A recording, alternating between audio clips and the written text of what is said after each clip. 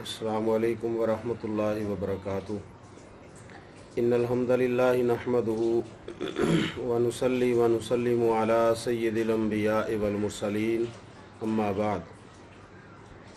फ़अऊज़ु बिल्लाहि स्समीइल अलीम मिनश शैतानिर रजीम मिन हम्ज़िही व नफ़्ख़िही व नफ़सिही। इन्नल्लाहा युहिब्बुत तव्वाबीन व युहिब्बुल मुततahहिरीन।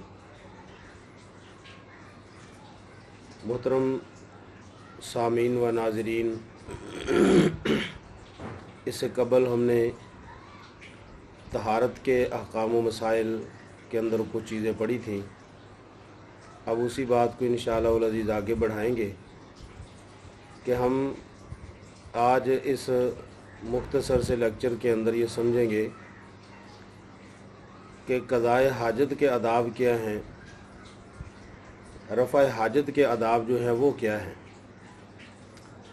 तो मोहतरम, सबसे पहले ये बात याद रखनी चाहिए कि क़ज़ाए हाजत के लिए, रफ़ा हाजत के लिए जब बंदा निकले तो नबी करीम सल्लल्लाहु अलैहि वसल्लम के दौर के अंदर तो बाहर रफ़ा हाजत किया जाता था, क़ज़ाए हाजत होती थी। लेकिन इस वक्त जो है वो ज़रा मॉडर्न दौर है और इस दौर में बैतुल खला, वाशरूम, लैट्रीनें, तो ये सेफ़्टी है, इसके अंदर सेफ़ माहौल है, तो इसमें वो चीज़ तो नहीं है। लेकिन ये चीज़ बाज़ दफ़ा होती है कि बाहर सफ़र की हालत में होते हैं लोग, तो सफ़र की हालत में जब क़ज़ाए हाजत करते हैं तो वो बाहर ही ज़ाहिर बात है क़ज़ाए हाजत करेंगे, वहाँ पे वाशरूम बाज़ औक़ात उन्हें अवेल नहीं होते। तो इस सूरत के अंदर हमें ये बात समझनी होगी कि जब बंदा कोई भी क़ज़ाए हाजत के लिए बैठे तो उसके लिए ये ज़रूरी बात है कि वो थोड़ा सा छुप कर बैठे दूसरे लोगों से। जैसे आम होता है कि शारे आम के पास ही लोग मर्द हज़रात जो हैं वो पेशाब करने के लिए बैठ जाते हैं, सड़क के किनारे पर बैठ गया तो वहीं पे वो अपनी क़ज़ाए हाजत करते हैं, पेशाब करते हैं। तो वो शारे आम है, लोग गुज़रते रहते हैं, उन्हें देखते रहते हैं। और बाज़ दफ़ा ख़वातीन भी गुज़रती हैं, तो ख़वातीन के गुज़रने के साथ वो और भी यानी ये मसला संगीन हो जाता है। तो ये चीज़ जो है हमारे मुआशरे के अंदर अक्सर व बेशतर पाई जाती है, तो ये बिल्कुल नाजायज़ है और नादुरुस्त है। रसूलुल्लाह सल्लल्लाहु अलैहि वसल्लम ने इससे मना किया है। और दूसरे नंबर पर एक दूसरी चीज़ ये देखने को मिली है कि जब ऐसे यानी सड़क के किनारे पर या जहाँ कहीं भी बाहर दोस्त अहबाब चल रहे होते हैं, सफ़र की हालत में होते हैं, तो पेशाब करते हैं, तो एक दोस्त या दो दोस्त वो खड़े उसका इंतज़ार करते रहते हैं, दूसरा जो है वो पेशाब करने के लिए जाता है और वो सड़क के किनारे पर या कहीं दाएं बाएं पेशाब करता है, तो वो क़ज़ाए हाजत के दौरान में वो अपने खड़े दोस्तों के साथ जो इंतज़ार में खड़े हैं उनसे बातें भी करता रहता है। तो मोहतरम प्यारे भाइयों, रसूलुल्लाह सल्लल्लाहु अलैहि वसल्लम ने इसे बड़ी सख्ती से मना किया है। सिलसिला सहिह के अंदर हदीस है, नबी करीम सल्लल्लाहु अलैहि वसल्लम ने दौरान क़ज़ाए हाजत यानी क़ज़ाए हाजत के दौरान अल्लाह के नबी सल्लल्लाहु अलैहि वसल्लम ने मना किया गुफ्तगू करने से, बातें करने से। और इसकी सज़ा जो है, इसका गुनाह जो है वो बहुत बड़ा बताया नबी करीम सल्लल्लाहु अलैहि वसल्लम ने। आपने फरमाया कि जो लोग ऐसा करते हैं कि क़ज़ाए हाजत के दौरान बातें करते हैं, अल्लाह उनसे नाराज़ हो जाता है। तो अल्लाह की नाराज़गी बहुत बड़ा गुनाह है, ये मामूली गुनाह नहीं है, अल्लाह की नाराज़गी बहुत बड़ा गुनाह है। तो इसलिए इससे एतराज़ करना चाहिए, इज्तनाब करना चाहिए। क़ज़ाए हाजत के आदाब के अंदर हमें ये बात हर वक्त याद रखनी चाहिए। अल्लाह हमें इस पर अमल की तौफ़ीक अता फ़रमाए। और दूसरी बात यह है कि क़ज़ाए हाजत के लिए जब बैठा जाए तो वहाँ पर पेशाब के छींटों से बचा जाए। ये भी अमूम है कि इससे भी नहीं बचा जाता। तो वाशरूम के अंदर फ्लश होता है, तो वहाँ पे एक उन्होंने इसको बनाया भी इस तरह से है कि पेशाब के छींटे नहीं पड़ते। लेकिन इसके अलावा बाज़ दफ़ा लोग जो हैं बाहर पेशाब करते हैं तो वो छींटों से बहुत मुश्किल से बच पाते हैं। पेशाब करते हैं तो पेशाब करने के साथ उनके छींटे जो है उनके जिस्म पर, उनके कपड़ों पर पड़ रहे होते हैं। तो ये भी बहुत बड़ा गुनाह है। रसूलुल्लाह सल्लल्लाहु अलैहि वसल्लम ने इससे मना किया है। जामे सही बुखारी के अंदर हदीस है, रसूलुल्लाह सल्लल्लाहु अलैहि वसल्लम का इरशाद गिरामी, अल्लाह के नबी करीम सल्लल्लाहु अलैहि वसल्लम दो कब्रों के पास से गुज़रे तो अल्लाह के नबी सल्लल्लाहु अलैहि वसल्लम ने फरमाया कि इन दो कब्र वालों को अजाब दिया जा रहा है। اور اللہ کے نبی صلی اللہ علیہ وسلم نے فرمایا کہ ان کو عذاب کسی بڑے گناہ کی وجہ سے نہیں دیا جا رہا. اللہ اکبر. چھوٹے وہ عام سے گناہ ہیں ان کی وجہ سے نہیں عذاب دیا جا رہا ہے. رسول اللہ صلی اللہ علیہ وسلم نے ارشاد فرمایا، آپ علیہ الصلوۃ والسلام نے فرمایا ان میں سے ایک جو ہے وہ پیشاب کے چھینٹوں سے نہیں بچتا تھا. فرمایا کہ جب پیشاب کرنے بیٹھتا تو پیشاب کے چھینٹوں سے نہیں بچتا تھا، پیشاب کے چھینٹے اس کے جسم پر پڑتے تھے. اور نبی صلی اللہ علیہ وسلم کا طرز عمل یہ تھا کہ آپ صلی اللہ علیہ وسلم جب کبھی باہر پیشاب کے لیے نکلتے تو اس دور میں تو ایسا تھا کہ باہر پیشاب کے لیے نکلا جایا کرتا تھا. تو اللہ کے رسول علیہ السلام جب پیشاب کے لیے باہر نکلتے تو اللہ کے پیغمبر صلی اللہ علیہ وسلم جہاں پیشاب کرنے کے لیے بیٹھتے، ایک تو پہلے نمبر پر اللہ کے رسول علیہ السلام چھپ کے بیٹھتے، پردہ کرتے، کسی اوٹ کے اندر بیٹھتے، اور پھر دوسرے نمبر پر رسول اللہ صلی اللہ علیہ وسلم اس جگہ کو نیزے کے ساتھ یا کسی اور چیز کے ساتھ نرم کر لیتے. جامع صحیح بخاری کے اندر ہے رسول اللہ صلی اللہ علیہ وسلم جب کبھی پیشاب کے لیے باہر نکلتے نیزے کے ساتھ اس جگہ کو نرم کرتے، پھر وہاں پہ پیشاب کرتے. یعنی اللہ کے رسول علیہ السلام چھینٹوں سے بچنے کے لیے اس قدر اہتمام کرتے تھے. تو میرے محترم پیارے بھائیوں، رسول اللہ صلی اللہ علیہ وسلم نے فرمایا جو چھینٹوں سے نہیں بچتا نا، اللہ کے پیغمبر علیہ السلام نے فرمایا کہ اسے قبر کے اندر عذاب دیا جائے گا.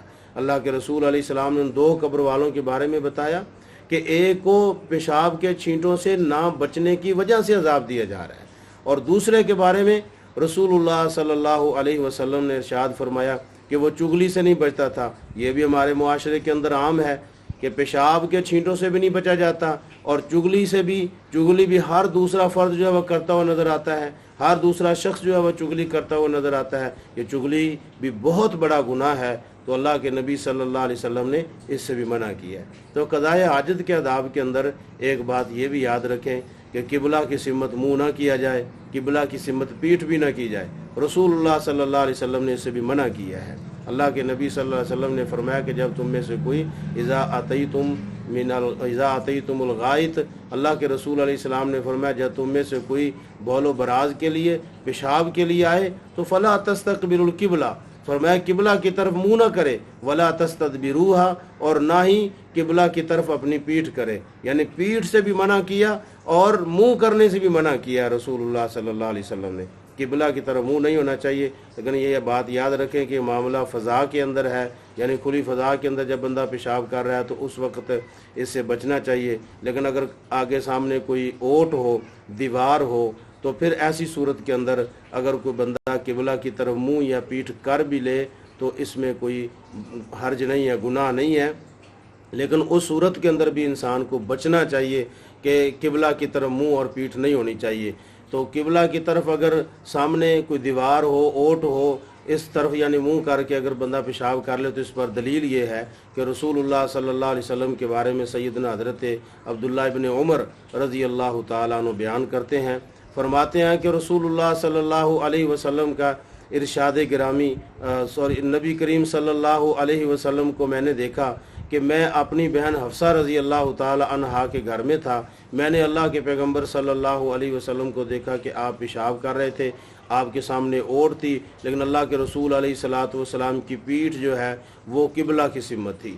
تو اللہ کے نبی صلی اللہ علیہ وسلم نے اوٹ جب تھی تو اس وقت اللہ کے رسول علیہ الصلوۃ والسلام کی پیٹھ کی قبلہ کی سمت تھی.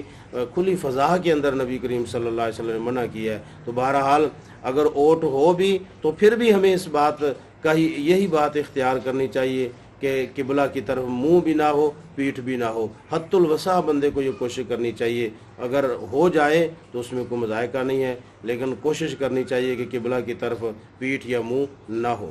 اور یہاں پر میں نے پیچھے ایک حدیث بیان کی، اس پر تھوڑی سی میں مزید وضاحت بیان کر دیتا ہوں کہ جو میں نے حدیث صحیح جامع صحیح بخاری کی عرض کی ہے کہ جس میں رسول اللہ صلی اللہ علیہ وسلم نے فرمایا کہ 2 قبر والوں کو عذاب دیا جا رہا. حدیث آپ پوری سماعت کر چکے ہیں، لیکن اس میں ایک تھوڑا سا میں ایک بات کو واضح کر دینا مناسب سمجھتا ہوں کہ بعض ہم میں سے ایسے افراد ہیں، بھائی ہیں، جو کہہ دیتے ہیں کہ نبی صلی اللہ علیہ وسلم قبروں کے پاس سے گزرے تو میتیں مردے تو قبر کے اندر تھے. رسول اللہ صلی اللہ علیہ وسلم کو کیسے علم ہوا؟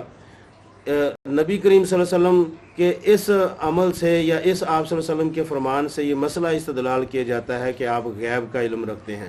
نہیں میرے پیارے بھائیو، ایسی بات نہیں ہے. نبی صلی اللہ علیہ وسلم پر ہمارا عقیدہ ایمان ہونا چاہیے کہ جب بھی نبی کریم صلی اللہ علیہ وسلم کلام کرتے ہیں، آپ بولتے ہیں تو اللہ کی وحی کے ساتھ بولتے ہیں۔ اللہ کی وحی آتی ہے تو رسول اللہ صلی اللہ علیہ وسلم بیان فرماتے ہیں، لوگوں کو نصیحت کرتے ہیں۔ قرآن کریم کے اندر اللہ رب العزت نے مطلقاً ارشاد فرمایا ہے وما ينطق عن الهوى ان هو الا وحی یوحی، فرمایا کہ نبی کریم صلی اللہ علیہ وسلم اتنی دیر تک کلام نہیں کرتے، اتنی دیر تک بولتے نہیں ہیں جتنی دیر تک اللہ تبارک و تعالیٰ کی طرف سے وحی نہیں آ جاتی۔ تو اس لیے یہاں پر بھی ہمیں یہی سمجھنا ہے، قرآن کا مطلق حکم ہے، قرآن کریم کے اندر مطلقاً اللہ رب العزت نے اس بات کو بیان کر دیا ہے، تو نبی کریم صلی اللہ علیہ وسلم یہاں پر بھی اللہ کی وحی کے ساتھ بولے ہیں، اللہ کی وحی کے بغیر نہیں بولے۔ اللہ رب العزت ہمیں رفع حاجت اور قضاء حاجت کے تمام تر جو احکام و مسائل ہیں ان کو سمجھنے کی اور ان پر عمل کرنے کی توفیق عطا فرمائے، اور اللہ تبارک و تعالی ہمیں وہ جو جن چیزوں سے نبی علیہ السلام نے منع کیا ہے اور جن چیزوں کو اختیار کرنے کا اللہ کے نبی صلی اللہ علیہ وسلم نے حکم دیا ہے، اللہ رب العزت ہمیں اسی طرح سے کرنے کی توفیق عطا فرمائے۔ وما علیہ الا البلاغ۔